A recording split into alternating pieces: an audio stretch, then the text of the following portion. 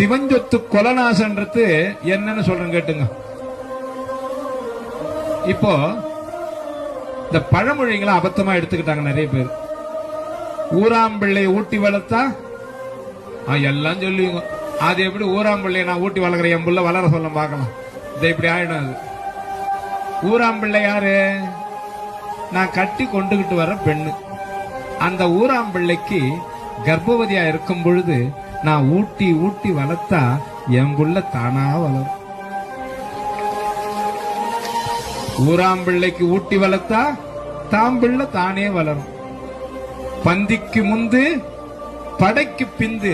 அது எப்படி யாருன்னா சொல்லுவாங்க, என்னது?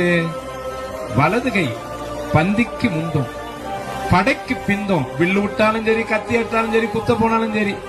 அப்போ வலது கை மாதிரி இருக்கணும்டா நீ. இதை விட்டுட்டான்.